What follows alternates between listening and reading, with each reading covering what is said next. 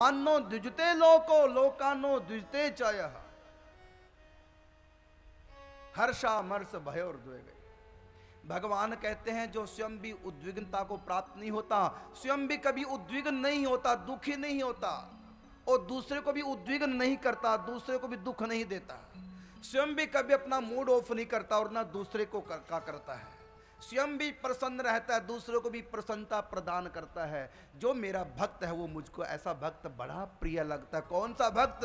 यस्मान्नो लोको यस्मान्नो द्विजते लोको लोकानो द्विजते चाहे, जो स्वयं भी कभी दुखी नहीं होता और न ही दूसरे को दुख देता है, ऐसा भक्त मुझको बहुत ही प्रिय है। हर्षामर्ष भय और द्वेग,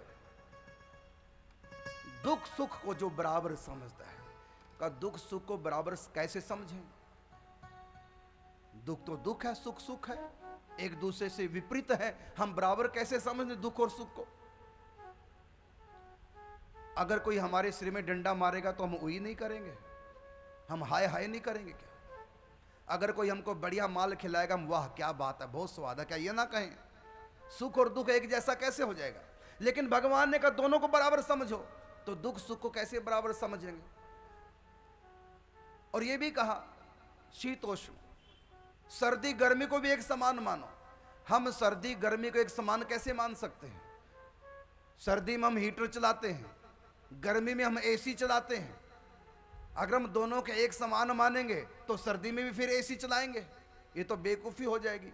ये सुख दुख एक समान मानना, ये दिन रात एक समान मानना, ये गर्मी सर्दी एक समान मानना, ये भगवान ने गीता में कहा बराबर मानो दोनों को। मतलब जैसे कपड़े हम सर्दी में पहने वैसे गर्मी में पहने, जैसे हम सर्दी में घूम रहे वैसी गर्मी में घूमे, दोनों को बराबर समझ लें। और गीता में भगवान ने कहा दोनों को बराबर समझो, दुख सुख को बराबर समझो, कड़वे को मीठे को हम एक बराबर कैसे समझ लेंगे? यहां बराबर समझने का मतलब क्या है? सुनो ध्यान से। दोनों ही हमारे कर्मों का फल है, दोनों को एक बराबर मानो। ये भी मेरे कर्मों का फल दुख, और सुख भी मेरे कर्मों का फल। सुख भी भगवान के विधान से आया और दुख भी भगवान के विधान से आया है। दोनों को भगवान का विधान मानो, दोनों को ही कर्मों का फल मानो, दोनों को ही भगवत इच्छा मानो, मतलब दोनों को बराबर मानो। हम सुख को तो कृपा मान लेते हैं और दुख के बारे में कहते हैं भगवान नाराज हो गए हमारे ऊपर, ये दुख हमारी जिंदगी में आ गया, भगवान नाराज हो गए, हमसे भगवान खपा है। और जब सुख आता है भगवान की बड़ी कृपा हमारे ऊपर। तो सुख को तुमने कृपा मान लिया और दुख को अकृपा मान लिया, दोनों को बराबर नहीं माना। भगवान कहता दोनों को बराबर मानो। सुख भी प्रभु का विधान है, दुख भी उसी का विधान है। सुख भी हमारे कर्मों का फल है, दुख भी हमारे कर्मों का फल है। दोनों को बराबर मानो, दोनों कृपा है, दोनों कर्मों का फल है, दोनों ही प्रभु का विधान है। इस प्रकार दोनों को एक समान मानना।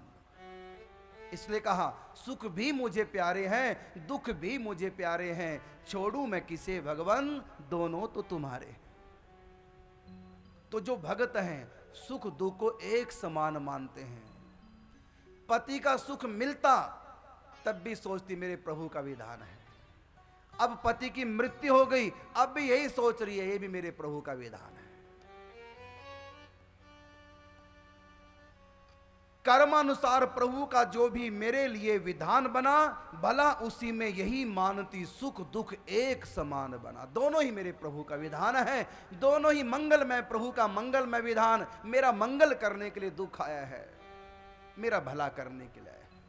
इससे मेरे पापों का परिमार्जन होगा, इससे मैं नियम संयम की जिंदगी जीऊंगी, इससे मेरी तपस्या हो गई, मेरा जीवन धन्य हो गया।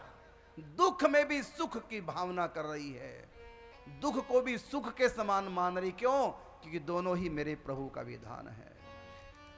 हरि नाम जब चिंतन करती सब कर्मों को करती थी, सुबह शाम एकांत बैठकर ध्यान राम का करती थी। ये किसका फल था?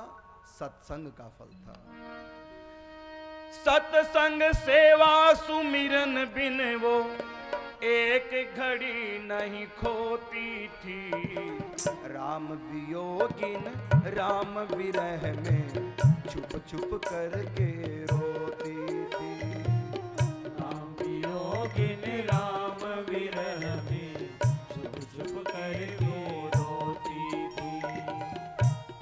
सत्संग, सेवा और सुमिरन, ये त्रिपुटी है भक्तों के लिए। दोनों की, तीनों की एक ही राशि है, तीनों ही सकार से प्रारंभ होते हैं। सा से सत्संग, सा से सेवा और सा से सुमिरन। सत्संग के द्वारा सेवा करना और सुमिरन करना सीखना है। सत्संग से सेवा करना, भगवान की, समाज की, दीन दुखियों की, माता पिता की, सास ससुर की, पति पुत्र की, सत्संग के द्वारा सेवा करना सीखना है और सत्संग के द्वारा सुमिरन करना सीखना है। तो तीनों ही सकार से प्रारंभ होते हैं, सत्संग, सेवा, सुमिरन। बिन वो एक घड़ी नहीं खोती थी। देखो भक्तों का जीवन कैसा होता है। कभी सत्संग सुन रही है, सत्संग से हटी तो सेवा में लग गई, और साथ साथ सुमिरन भी चल रहा है, नाम जब चल रहा है। ना हरि भूलो ना जग छोड़ो, कर्म कर जिंदगानी में, रहो दुनिया में तुम ऐसे। कमल रहता है पानी में, कमल कीचड़ में रहता है, गंदे जल में रहता है, कमल बदबू में रहता है, लेकिन गंदगी अपने अंदर नहीं रखता। गंदगी में तो रहता है लेकिन गंदगी को अपने अंदर नहीं आने देता। कीचड़ में रहता है, कीचड़ को अपने अंदर आने नहीं देता। बदबू में रहता है लेकिन बदबू को अपने अंदर आने नहीं देता। सुगंध उसके अंदर से निकलती है, सुंदर रंग है उसका, कोमल है, सबके मन को भाने वाला। ऐसे हमको दुनिया में रहना है, दुनिया छोड़नी नहीं। गंदगी छोड़ो मत, गंदगी में ही रहो, लेकिन गंदगी में बंदगी करते रहो। हर व्यक्ति काम वासना के कीचड़ से पैदा होता है, मोह के गंदे जल में निवास करता है। जैसे कमल कीचड़ से पैदा होता है, गंदे जल में रहता है, लेकिन गंदगी को अपने अंदर नहीं रखता। ऐसी हर जीव काम के कीचड़ से पैदा हुआ है, मोह के गंदे जल में निवास करता है। कोई बात नहीं, ये भी मेरे प्रभु का विधान है, लेकिन गंदगी को अपने अंदर नहीं रखना।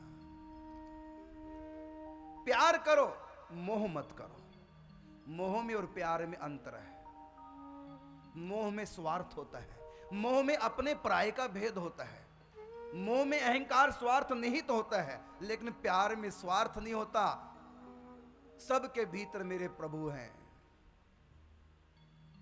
सब मेरे अपने ही तो हैं। धर्म ना सिखलाता है बैर, सब हैं अपने कोई ना गैर। सब मेरे प्रभु के। निज प्रभु मैं देखहि जगत कही सन करहु विरोध। मैं किसका विरोध करूं, सबके भीतर तो मेरा मालिक बैठा है। तो भगवत भाव से सबसे प्रेम करो। यहां किया नहीं इश्क का इस्तेमाल संभाल, तो साहिब सो इश्क वह कर क्या सके गंवार। हृदयों में बैठे हुए परमात्मा को जो नहीं पहचानता, दिलों को ठेस पहुंचाता है, ऐसा गंवार व्यक्ति, इसको गंवार कहा जिसने यहां प्यार नहीं किया, यहां किया नहीं इश्क का इस्तेमाल संभाल, तो साहिब सो इश्क वह कर क्या सके गंवार। जब तक तुम दूसरों के दिलों में भगवान को नहीं देखोगे, तब तक तुमको अपने दिल में भगवान दिखाई नहीं दे सकते। आंख बंद करके तुम दिल में भगवान देखना चाहते हो, नहीं दिखाई देंगे अंधकार के सिवा। जब तक हम दूसरों के दिलों में भगवान को नहीं देखेंगे। ईश्वर सर्वभूतानां हृदय सर्जुन तिष्ठति, सर्वस्य चाहम हृदय सन्निविष्टो, मत्तः समृद्धि ज्ञान मपोहनम च वेदैश्च सर्वैरहमेव वेद्यो वेदांत कृद्वेद विदेव चाहम। भगवान ने 15वें अध्याय में 15 नंबर श्लोक में कहा, मैं सबके भीतर हूं। सर्वस्य च अहम हृदय सन्निविष्टो मत्तः समृद्धि ज्ञान मपोहनम च वेदैश्च सर्वैरहमेव वेद्यो वेदांत कृद्वेद विदेव चाहम। उर प्रेरक रघुवंश विभूषण, सबके भीतर भगवान बैठे हुए, सब हैं अपने कोई ना गैर। यहां प्यार करो अगर भगवान का प्यार चाहते हो। मोह मत करो, स्वार्थ का संबंध होता है मोह में, अपने पराये का भेद होता है मोह में, अहंकार होता है मोह में। लेकिन जब हम भगवत भाव से सबका भला करेंगे, प्रेम का मतलब स्वार्थ नहीं होता, प्रेम का मतलब लिपटना चिपटना नहीं होता, प्रेम का मतलब सेवा करने के भाव को प्यार कहते हैं। सेवा करने के भाव को प्यार कहते हैं। आश्रम से जो पत्रिका निकलती है, अपने आश्रम से गोवर्धन से जो पत्रिका निकलती है, मासिक पत्रिका, उसका नाम ही है सेवा सुख। सेवा सुख का मतलब प्यार करो, सेवा करो, प्यार करो। प्यार करो कह दो, चाहे सेवा करो कह दो। मोह में स्वार्थ होता है, प्रेम में स्वार्थ नहीं, प्रेम में सेवा होती है। इसलिए सबकी सेवा करो। सेवा करने को ही प्रेम करना कहते हैं। और दूसरे से हम स्वार्थ अपना सीधा करें और उससे जो बनावटी प्यार है उसको प्यार नहीं कहते, उसको स्वार्थ कहते हैं। माता पिता अपने बच्चों से जो करते हो प्यार नहीं होता, वो मोह होता है। प्रेम तो जब भी होगा तो सबसे होगा, मोह सबसे नहीं होता। मोह किसी किसी से होता है, और प्रेम जब होगा सबसे होगा, दुश्मनों से भी होने लग जाएगा। प्रेम बहुत ऊंची वस्तु है, प्रेम बहुत पवित्र वस्तु है। भगवान का ही दूसरा नाम प्यार है। Love is God and God is love. प्रेम सबसे ऊंचा है, प्रेम भगवान का स्वरूप है। और प्रेम जब भी होगा भगवान से ही होगा, जब भी प्रेम होगा। संत जो प्यार करते हैं समाज से, दुनिया से, दिन दुखियों से, वो कोई साधारण लोग समझ के प्रणाम नहीं करते, बल्कि ये समझ के वो प्यार करते हैं कि सबके भीतर भगवान है। गोस्वामी तुलसीदास जी सबको प्रणाम करते क्या लिखते हैं? सिया राम मैं सब जग जानी, और करहूं प्रणाम जोर जुग पानी। मैं दोनों हाथ जोड़ करके सबको प्रणाम करता हूं, क्या समझ करके? सिया राम मैं सब जग जानी, सबके भीतर मेरे सीताराम हैं, इसलिए मैं सबको प्रणाम करता हूं, सबको प्यार करता हूं, सबकी सेवा करता हूं। रामचरितमानस हमारे आपके लिए लिखा गया है, हमारे लिए गोस्वामी जी कितनी बड़ी सेवा कर गए। क्या मानकर? सब मेरे प्रभु के जीव हैं, सब उसी के स्वरूप हैं, सब उन्हीं की तो मूर्तियां हैं। मंदिर में जो मूर्ति है वो किसी इंसान द्वारा प्रतिष्ठित है, और ये जो सब मूर्तियां बैठी हैं ये भगवान द्वारा प्रतिष्ठित हैं। मंदिर की मूर्ति की पूजा करो और इन मूर्तियों का तिरस्कार करो तो मंदिर के ठाकुर प्रसन्न नहीं होंगे। कि तू मुझको एक जगह क्यों देखता है, सब जगह क्यों नहीं देखता? मैं सबके भीतर हूं। तो भक्तों का स्वभाव क्या है, भक्तों का आचरण कैसा है, भक्तों का व्यवहार कैसा है, हमको भक्तमाल कथा से ये सीखना है। सत्संग सेवा सुमरिन बिन वो एक घड़ी नहीं खोती थी, और राम वियोगिन राम विरह में छुप छुप करके रोती थी। कहते हैं छुप के क्यों रोती थी राम के लिए? इसलिए छुप के रोती थी कि मुझको रोते हुए कहीं मेरा पिता देख ले, मेरी माता देख ले मुझको रोता देख करके, वो यही समझेंगे कि पति की मृत्यु हो गई है इसलिए रो रही है, पति की याद करके रो रही है। हमारा बच्चा अनाथ सा हो गया है। बचपन में माँ बाप का आश्रय हुआ करता है, जवानी में पति का आश्रय हुआ करता है, बुढ़ापे में बच्चों का आश्रय हुआ करता है। इसलिए शास्त्र कहता है स्त्री हमेशा किसी न किसी के आश्रय में रहे, स्वतंत्र ना रहे, क्योंकि कीमती वस्तु हमेशा किसी न किसी के अधीन होती है। मेरी माता, आपके बारे में जो कहा गया है कि स्त्री कभी आजाद ना रहे, कभी स्वतंत्र ना रहे, किसी न किसी के अधीन रहे, गुलामी में रहे, इसका मतलब ये नहीं कि तुम्हारा अपमान है। तुम समझो हमारे ऋषि मुनि जो कहेंगे उसका राज क्या, उसके पीछे रहस्य क्या है। कीमती वस्तु हमेशा संभाल के रखी जाती है, कीमती वस्तु हमेशा छुपा के रखी जाती है। देखो घर में सोने चांदी के भी जेवर होते हैं, और घर में वो पत्थर का बाट बना लेते हैं गांव में तोलने के लिए तराजू में, 5 किलो की पंसेरी। तो घर में 5 किलो की पंसेरी भी अनाज सामान तोलने वाली, और घर में सोने चांदी के जेवर हैं। बोलो दोनों में कीमती क्या है, सोना चांदी या वो पत्थर की पंसेरी? बोलो, उस बाट की कोई कीमत नहीं। अच्छा आप बताओ, बाट को संभाल के रखते हो या सोने चांदी को? बोलो, किसको छुपा के रखते हो?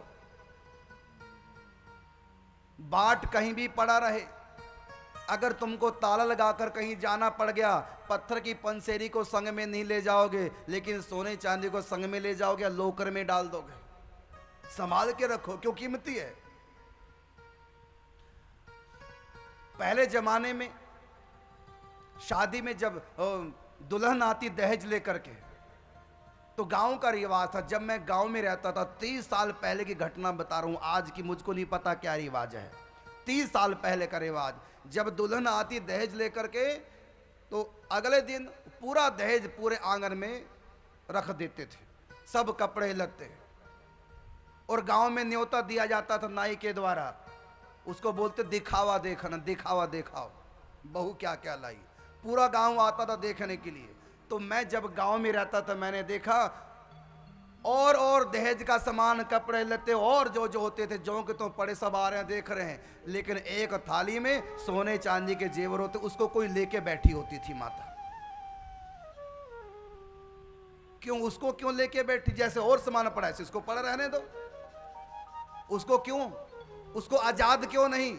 उसको बंधन में क्यों? उसको संभाल के क्यों? क्योंकि कीमती वस्तु है। कीमती वस्तु को ऐसे नहीं जहां मर्जी पड़ी रहे। इसी प्रकार है मेरी माताओं, अगर शास्त्रों में ऋषि मुनि तुम्हारे लिए कुछ बंधन लगाए, इसका मतलब ये नहीं कि तुम्हारी इसमें तौहीन है, बल्कि तुम कीमत हो, तुम्हारी कीमत ज्यादा है। पुरुष तो पत्थर की पंसेरियां कहीं भी पड़ रहे हैं, तुम तो सोने चांदी की अंगूठियां हो, तुमको तो छुपा के रखा जाता है, इसलिए घूंघट प्रथा है। तुम कीमती हो, ये पुरुषों की कोई कीमत नहीं है। अगर तुमको अधीन रखा गया, इसलिए रखा गया। अब देखिए, साधारण सा व्यक्ति कहीं भी चला जाए, अकेला चला जाए, लेकिन जब प्रधानमंत्री को कहीं जाना होगा तो अकेला चला जाएगा, जहां मर्जी चला जाए। वो अकेला नहीं जा सकता। क्यों? वो कीमती है, वो बहुमूल्य व्यक्ति है, इसलिए वो अकेला नहीं जाएगा। उसके साथ बॉडीगार्ड होंगे, उसके साथ सैनिक होंगे, उसके साथ पूरा सुरक्षा बल होगा, पूरी टीम सुरक्षा उनके साथ होगी। क्यों? क्योंकि कीमती व्यक्ति है। जो व्यक्ति जितना ज्यादा कीमती है, उतना ही उसको बंधन में रखा जाता है, उतना ही उसकी आजादी समाप्त हो जाती है, क्योंकि कीमती वस्तु है, उसको स्वतंत्र नहीं। तो हमारे समाज में स्त्री पुरुषों में सबसे ज्यादा कीमत स्त्री की है। तुम कीमती हो, इसलिए तुम्हारे लिए कुछ बंधन लगाए गए। पुरुषों में बंधन नहीं, क्योंकि वो कीमती है ही नहीं हो, कहीं भी पड़े रहे। तुम सोने की अंगूठी हो, ये पत्थर की पंसेरी है। तुम्हारे नाम से तो इस देश का नाम भारत माता पड़ा है, जबकि भारत शब्द पुल्लिंग है, भारत शब्द स्त्रीलिंग नहीं है, पुल्लिंग शब्द है। भारत पिता नाम होना चाहिए। हाँ, अगर इस देश का नाम भारती होता तो फिर ठीक था, भारती माता, लेकिन नाम है इसका पुल्लिंग में, भारत पुल्लिंग शब्द है। भारत पिता होना चाहिए, माता क्यों? इसलिए क्योंकि इस देश में माताओं की जो कीमत हमारे शास्त्रों में गही है। देखो, तुमको गृह लक्ष्मी कहा है, इनको कभी गृह विष्णु कहा किसी ग्रंथ में? जब कन्या जन्म लेती हैं तो लोग क्या कहते हैं? राधा आई है, कोई कहेगा लक्ष्मी आई है। और जब ये लंगोटानंद जन्म लेते हैं, कोई नहीं कहता विष्णु आए हैं, कृष्ण आए हैं, कोई नहीं कहता। कीमत तुम लोगों की ज्यादा है। घर में कन्या का जन्म होता है, सब कहते हैं राधा आई है, कोई कहता लक्ष्मी आई है। दुल्हन जब घर में आती है तो कहते हैं गृह लक्ष्मी आई।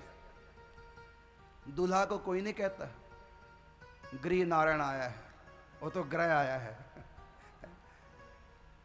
तो स्त्री को आजाद नहीं, क्योंकि कीमती वस्तु है। इसलिए बचपन में मां बाप के अधीन रहे, जवानी में पति के अधीन रहे, और बुढ़ापे में अपने बच्चों के अधीन रहे। स्त्री को कभी अकेला कहीं आना जाना नहीं चाहिए।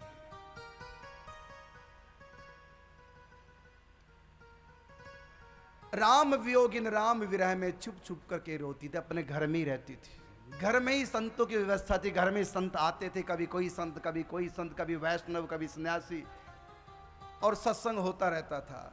पिताजी भी सुनते थे, विशेषकर बेटी सत्संग बड़े ध्यान से सुनती थी, हमेशा भगवान के भजन साधना में लगी रहती थी। राम के विरह में छुप छुप करके इसलिए रोती थी कि मेरे माता पिता, मेरे परिवार के लोग कहीं ये ना मान लें कि दुखी है इसलिए रो रही है, पति की मृत्यु हो गई है इसलिए रो रही है, कोई इसका गलत अर्थ ना लगाए। फिर अपने प्रेम को छुपा के रखती थी। तो राम वियोगिन राम विरह में छुप छुप करके रोती थी।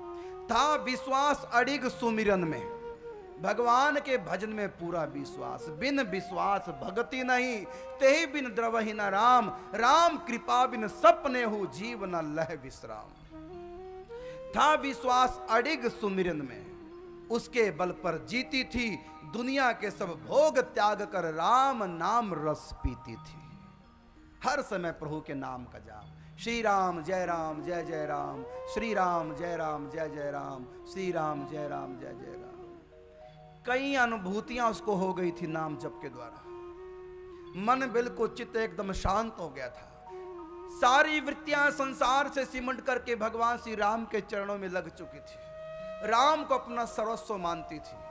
यही मेरे पिता हैं, यही मेरे पति हैं, यही मेरा पुत्र है, यही मेरा भाई है, ऑल इन वन है मेरे राम जी। दुनिया, मैंने कल बताया था, दुनिया सब कुछ नहीं हो सकती, भगवान सब कुछ है। भगवान का एक नाम है सर्वम मम देव देव, तुम मेरे सब कुछ हो। अनंत नामों में भगवान का एक नाम सर्वम है, all in one, only Shri Krishna. दुनिया ऑल इन वन नहीं हो सकती। राम जिंदगी में आ गए, अब संसार से कोई काम नहीं रहा। सेवा सबकी करती थी, नाम जप करते सेवा करती थी। बड़ी अच्छी जिंदगी चल रही थी, बड़ी प्रसन्न थी। अपने दुर्भाग्य को भी उसने सौभाग्य मान लिया था। अपने विधवापन को उसने अपना सौभाग्य मान लिया था। प्रभु की बड़ी कृपा, अगर मेरे पति की मृत्यु ना होती, अब तो मैं ससुराल होती, 2-4 बच्चे भी हो जाते, उन्हीं के पालन पोषण में समय बीतता। इस समय जो आनंद आ रहा है ध्यान का, चिंतन का, जप का, कीर्तन का, संत सेवा का, समाज का, जो मैं सब कर रही हूँ, ये आनंद फिर कहाँ आता। इसलिए मेरे प्रभु ने जो भी कुछ किया मेरे भले के लिए किया। भगवान कभी किसी का बुरा नहीं कर सकते। देखने में भले भयावह स्थिति लगती हो, लेकिन नहीं, मेरे प्रभु का सब विधान मंगलमय है, इसलिए प्रसन्न थी। बस यही सीखना है हमको।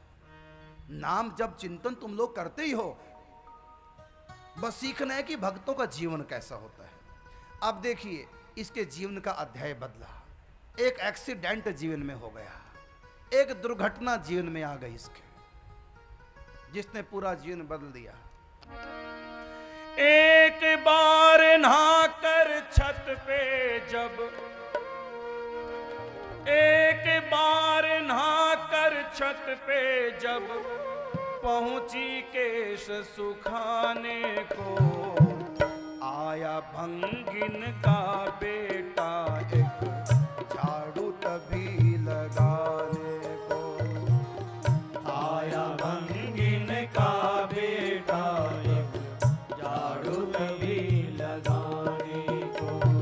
घर के पिछवाड़े नीचे जब झाड़ू देने लगा भंगी, उस पर छींट पड़ी केशों से, करने लगी जब वो कंघी। उस पर छींट पड़ी केशों से, करने लगी जब वो कंघी। एक बार नहाकर छत पे जब पहुंची केश सुखाने को, स्नान करके अपने बालों को सुखाने के लिए धूप में ऊपर छत पे चली गई। केशों को झाड़ रही थी, बीच बीच में कंघी कर रही थी। घर के पिछवाड़े पे उसी समय की घटना, एक जमादार झाड़ू लगा रहा था, नौजवान था। घर के पिछवाड़े जब झाड़ू देने लगा भंगी, उस पर छींट पड़ी केशों से, करने लगी थी जब कंघी। उसने देखा ये बिन बादल बरसात, बिन बादल बरसात कहां से, देखा सिर ऊपर करके, नैना मिले शैलजा से जब भागी वो शर्मा करके। नैना मिले शैलजा से जब भागी वो शर्मा करके। बिन बादल बरसात कहां से, देखा सिर ऊपर करके, नैना मिले शैलजा से जब भागी वो शर्मा करके। शैलजा की दृष्टि नीचे गई उस लड़के पर, और लड़के की दृष्टि ऊपर गई कि पानी ऊपर से छींटे कहां से पड़ रहे हैं। तो शैलजा को लगा कि देखो मुझसे गलती होगी, मैंने ध्यान नहीं दिया, बालों से पानी झाड़ रही थी, इसके ऊपर लड़के के गिर गए। उसने मुझको देखा, मुझसे गलती हो गई, न जाने क्या सोचेगा। वो सहज उसकी हंसी भी आ गई, थोड़ा मुस्का गई अपनी गलती पे, बचपने पे। सोच रही है राजकुमारी, उसने क्या समझा होगा, देखूं चुपके शायद अब तो चला गया हो। थोड़ी देर बाद राजकुमारी के मन में आया कि अब तो लड़का चला गया होगा, न जाने वो क्या सोच रहा होगा मेरे बारे में। देखती हूं अब तो चला गया होगा। सहज ही नीचे घर में जाने से पहले एक बार झांक लिया और देखा नीचे सोच रहा लड़का, क्या मुझे प्यार ये करती है, देखेगी मुझको दोबारा यदि मुझ पे यह मरती। लड़के के मन में आया कि मुझसे प्यार करती है, तभी ऊपर से थोड़े छींटे डाल करके मेरे मन को आकर्षित करने के लिए मुस्काई थी। फिर सोचा नहीं, ये तो बहुत बड़ी भगत है, इसके लिए क्या लड़कों की कमी रहेगी? इसका पिता राजा है, कहीं भी विवाह कर सकता है बेटी का। ये मेरा भ्रम है। फिर सोचा नहीं, प्यार में कोई जात पात नहीं, प्यार में कोई ऊंच नीच नहीं, प्यार में कोई अमीर गरीब नहीं होता, प्यार अंधा हुआ करता है। ये मुझसे प्यार करती है, तभी तो मेरी तरफ देख करके मुस्कुराई, पानी के छींटे डाले। अच्छा, जब किसी निर्णय पे नहीं पहुंचे, फिर मन में विचार आया, अगर ये सचमुच में मुझसे प्यार करती है दोबारा जरूर झांकेगी। एक टक दृष्टि ऊपर ही लड़के की रही कि अगर ये मुझसे प्यार करती है तो दोबारा जरूर झांकेगी। लगे एक टक नैना ऊपर, पल पल छिन छिन भार हुआ। एक एक पल उसको लिए युगों के समान बीतने लगा। अब तक नहीं आई, अब तक नहीं आई। क्या मुझसे प्यार नहीं करती? क्या मेरा भ्रम था? इधर थोड़ी देर के बाद राजकुमारी ने नीचे झांका। लगे एक टक नैना ऊपर, पल पल छिन छिन भार हुआ। राजकुमारी को फिर जब देखा, देखत ही फिर प्यार हुआ। राजकुमारी को फिर जब देखा, देखत ही तब प्यार हुआ। जब दूसरी बार उसने झांका, उसके मन का भ्रम, मन में सोच रहा था कि मुझसे प्यार नहीं करते, उसको लगा कि मेरा भ्रम था, ये प्यार करती है तभी तो दोबारा आई है। उसी समय लज्जा की मारी नीचे घर में चली गई। बार बार धिक्कारती निज को छत के ऊपर भली गई। बार बार धिक्कारती निज को छत के ऊपर भली गई। उसको फिर संकोच हुआ, देखो लड़का अब तक मेरी तरफ देख रहा है, न जाने क्या सोच रहा होगा मेरे बारे में, इसके मन में जरूर कोई पाप बुद्धि आई होगी।